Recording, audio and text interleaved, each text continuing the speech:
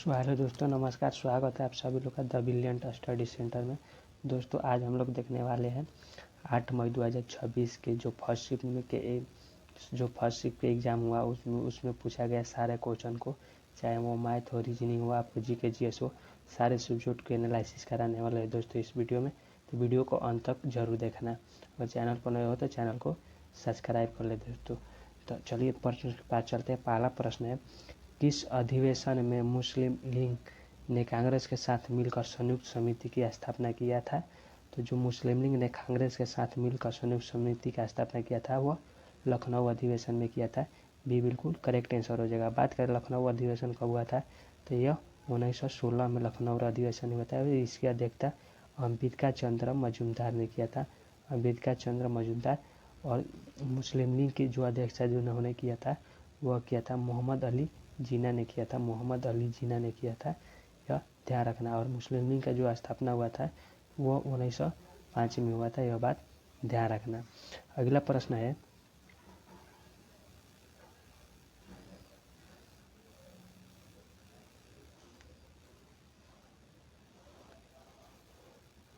निम्न में से किस वर्ष तिलिपात की लड़ाई लड़ी गई थी? तो निम्न में से किस वर्ष जो तिलिपात की लड़ाई लड़ा गया था वह 1669 में लड़ा गया था। ये बिल्कुल करेक्ट आंसर हो जाएगा। तिलिपात लड़ाई की बात करें दोस्तों तो यह औरंगजेब, मुगल शासक औरंगजेब और जाटों के बीच लड़ा गया था, जो कि इसमें जाट को हार हुई। औरंगजेब जीत गया और जीतने के बाद 1669 में अपना यह 79 में जजिया कर जो है भारत पर लागू कर दिया था, ध्यान रखना। अगला प्रश्न है,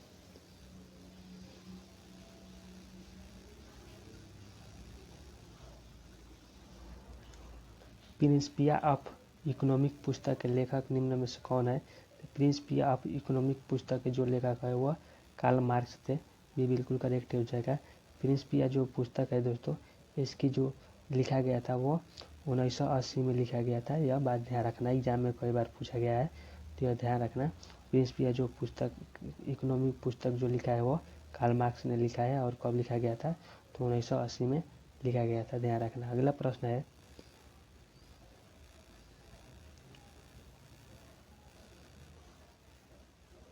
दोस्तों इसमें वर्तमान में कौन क्या है इस टॉपिक से प्रश्न पूछा गया है। तो यह पूछा गया है कि भारत के नए मुख्य न्यायाधीश कौन है? तो भारत के जो नए मुख्य न्यायाधीश है वह जस्टिस सूर्यकांत है। ये बिल्कुल करेक्ट आंसर हो जाएगा, तो इसको ध्यान रखना। अगला प्रश्न है,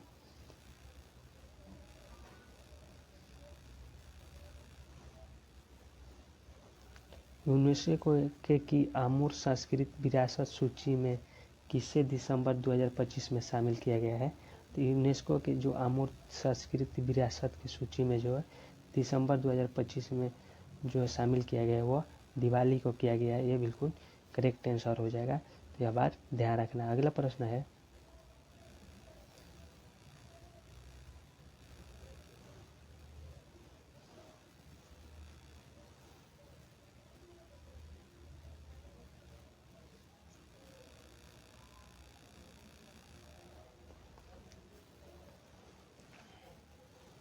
भारतीय संविधान सभा द्वारा संघ समिति का अध्यक्ष किसे नियुक्त किया गया था? भारतीय संविधान सभा द्वारा संघ समिति का अध्यक्ष नियुक्त किया गया था वह जवाहरलाल नेहरू का नियुक्त किया गया था। सी करेक्ट आंसर है। और बात करें अम्बेडकर की, तो अम्बेडकर को प्रारूप समिति का अध्यक्ष नियुक्त किया गया था, प्रारूप समिति का।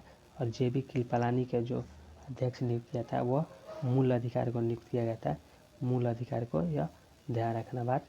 अगला प्रश्न है,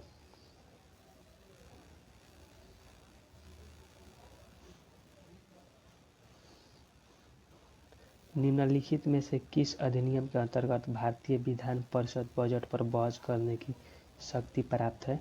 तो जो है भारतीय विधान परिषद जो बजट है, विधान परिषद की जो बजट पर बहस करने की शक्ति प्राप्त है वो भारतीय विधान परिषद अधिनियम 1892 के अंतर्गत है। विकल्प करेक्ट आंसर हो जाएगा। अगला प्रश्न है,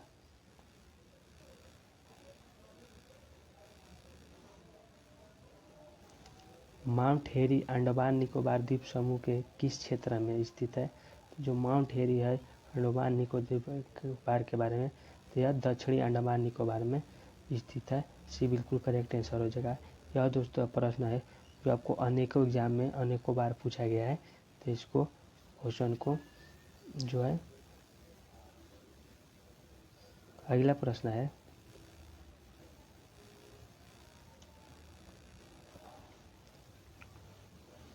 सौरमंडल के 2 ग्रह कौन से हैं जिनका परिक्रमा अन्य ग्रहों की तुलना में विपरीत दिशा में पाया जाता है। तो जो है सौरमंडल का जो वो 2 उपग्रह है जो परिक्रमा अन्य ग्रहों की तुलना में विपरीत दिशा में करता है, वो शुक्र और यूरेनस ग्रह है। शुक्र और यूरेनस ग्रह जो है यह सूर्य का परिक्रमा पश्चिम से पूर्व की ओर करता है, जबकि अन्य जो ग्रह है जैसे बुध हो गया, बृहस्पति हो गया, शनि हो गया, शुक्र हो गया, यह जो ग्रह है पूर्व से पश्चिम की ओर परिक्रमा करता है। लेकिन शुक्र और यूरेनस जो है यह उल्टे ग्रह में उल्टे दिशा में परिक्रमा करता है, तो इसको ध्यान रखना है। अगला प्रश्न है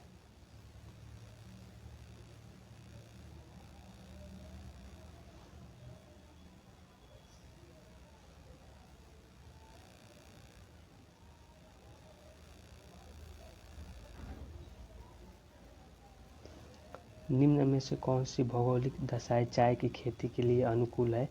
तो जो निम्न में से भौगोलिक दशाएं जो चाय के लिए अनुकूल है वह पर्वतीय ढाल वाली भूमि भी अनुकूल है, अम्लीय मिट्टी भी अनुकूल है और सुविधा रहता भी अनुकूल है, आर्द्र जलवायु भी अनुकूल है। डी बिल्कुल करेक्ट आंसर हो जाएगा इनमें से सभी। अगला प्रश्न है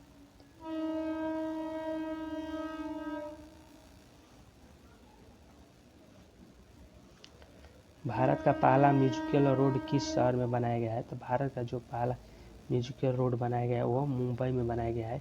ये करेंट अफेयर से संबंधित प्रश्न है, इसको ध्यान रखना, मुंबई ने बनाया है, सी बिल्कुल करेक्ट आंसर हो जाएगा। अगला प्रश्न है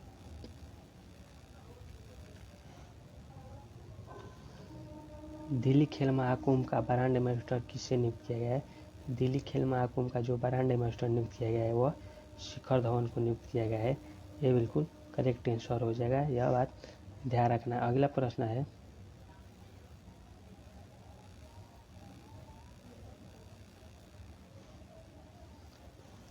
लखपतिया बेटी योजना किस राज्य ने शुरू किया है। तो जो लखपतिया बेटी योजना जो शुरू किया है वह दिल्ली राज्य ने शुरू किया है, ये बिल्कुल करेक्ट आंसर हो जाएगा।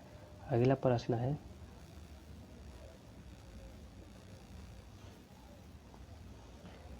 व्यापक शहरी नीति का ट्रांटर मंजूरी करने वाला भारत का पहला राज्य कौन सा है।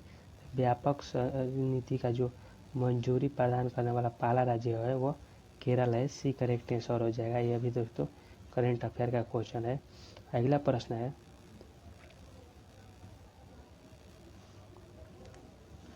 भ्रष्टाचार धारणा सूचकांक 2025 में भारत का कौन सा स्थान है। तो जो भ्रष्टाचार धारणा सूचकांक है उसमें भारत का 102वां स्थान है, बी करेक्ट आंसर हो जाएगा। अगला प्रश्न है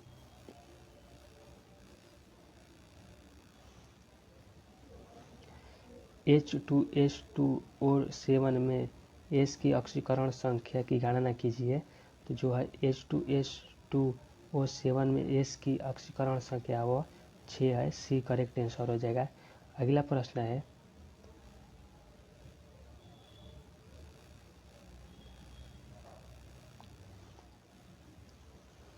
निम्नलिखित में से बेरियम पेरोक्साइड का सूत्र क्या होता है। तो निम्नलिखित में से जो बेरियम पेरोक्साइड का सूत्र होता है वह BaO2 होता है, बी करेक्ट आंसर हो जाएगा, BaO2 होता है, तो यह ध्यान रखना। अगला प्रश्न है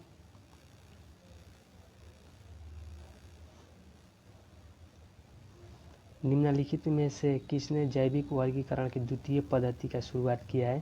तो निम्नलिखित में से जो जैविक वर्गीकरण की द्वितीय पद्धति की शुरुआत किया वह लिनियस ने किया है, बी करेक्ट आंसर हो जाएगा। और अरस्तु ने जैविक वर्गीकरण के प्रथम पद्धति की शुरुआत की थी और रॉबर्ट हुक ने कोशिका का जनक माना जाता है और चार्ल्स डार्विन को कोशिका का सिद्धांत इन्होंने दिया था, तो यह बात ध्यान रखना। अगला प्रश्न है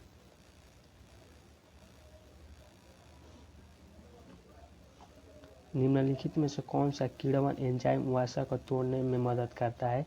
तो जो है किण्वन एंजाइम वसा को तोड़ने में मदद करता है वह लाइपेज है, ये करेक्ट आंसर हो जाएगा। अगला प्रश्न है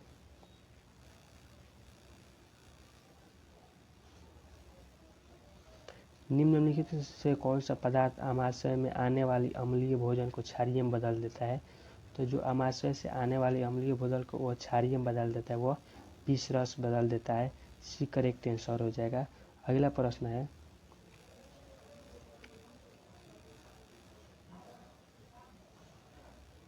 रोगों का कौन सा समूह जीवाणुओं के कारण होता है? तो जो रोगों का समूह है निम्न में से कौन जीवाणुओं के कारण होता है? तो वह ज्वार और हैजा और तपेदिक, यह तीनों जो है जीवाणुओं के कारण होता है। इसके अलावा इन्फ्लुएंजा, डेंगू, हैजा और मलेरिया जो है ये बैक्टीरिया के कारण होता है। तो ध्यान रखना, बैक्टीरिया के यह कारण होता है। अगला प्रश्न है,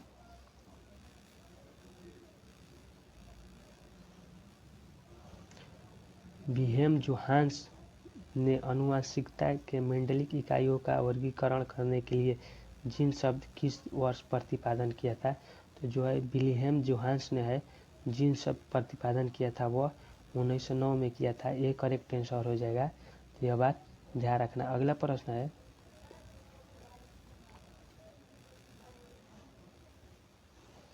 भारत के कितने राज्यों में एक सदनीय विधानमंडल प्रणाली है?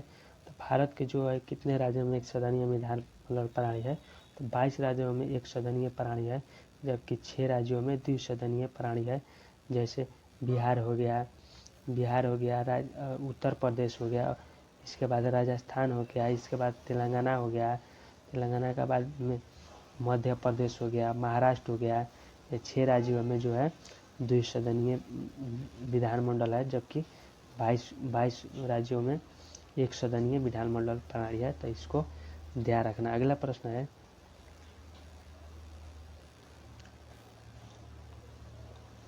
केंद्रीय सिलिकॉन बोर्ड की स्थापना कब की गई थी? तो केंद्रीय सिलिकॉन बोर्ड की जो स्थापना की गई थी वो 1949 में की गई थी। बिल्कुल करेक्ट आंसर हो जाएगा। अगला प्रश्न है, रजत क्रांति निम्नलिखित में से किसके उत्पादन से संबंधित है? और जो रजत क्रांति है वह अंडा उत्पादन से संबंधित है। यह ध्यान रखना। दोस्तों अब तक 2 दिन एग्जाम हुआ और दोनों दिन के एग्जाम में क्रांति से जो है संबंध से प्रश्न पूछे जाते हैं। तो इसको आप लोग जो है क्रांति टॉपिक उसको याद कर लेना। अगला प्रश्न है,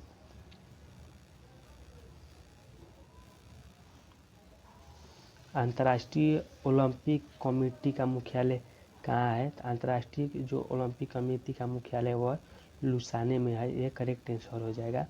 अगला प्रश्न है,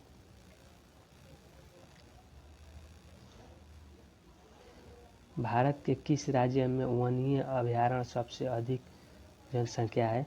तो वन्य अभयारण्य का सबसे अधिक जो जनसंख्या है वह महाराष्ट्र राज्य में। सी करेक्ट आंसर हो जाएगा। दोस्तों यहाँ तक रहा आपको जीके जीएस का क्वेश्चन, लेकिन अब है मैथ का क्वेश्चन, जहाँ पर टॉपिक वाइज देखेंगे जो मैथ में कितना से कितना प्रश्न पूछ रहा है। अब देखते हैं दोस्तों, मैथ से और रीजनिंग से प्रश्न पूछा गया है। तो जो मैथ से पूछा गया है वो रेशियो से 3 प्रश्न पूछा गया है, एवरेज से 3 प्रश्न, और नंबर सिस्टम से 2 प्रश्न, सिंपलीफिकेशन से 2 प्रश्न,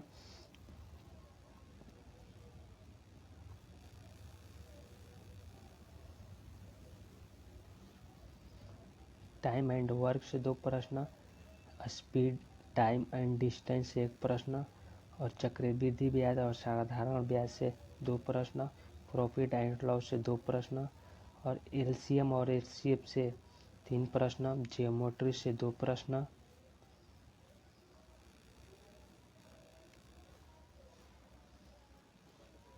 मेंसुरेशन से 3 प्रश्न पूछा गया है, ट्रिगोनोमेट्री से 2 प्रश्न पूछा गया है, और परसेंटेज से 2 प्रश्न पूछा गया है, और अलजेब्रा से 1 क्वेश्चन पूछा गया है, और डीआई से 2 प्रश्न पूछा गया है।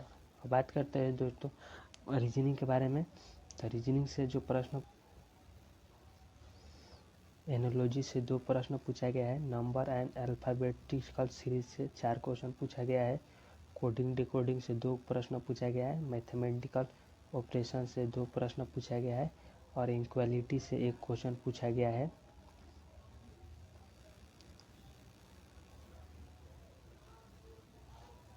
ब्लड रिलेशन से 1 क्वेश्चन पूछा गया है, अरेंजमेंट से 2 क्वेश्चन पूछा गया है, मिरर से एक और प्रश्न पूछा गया है, वेन डायग्राम से 2 क्वेश्चन पूछा गया है, और प्लेजर से 2 क्वेश्चन पूछा गया है, और डाटा सिक्योरिटी से 1 क्वेश्चन पूछा गया है, और डिसीजन मेकिंग से 2 क्वेश्चन पूछा गया है,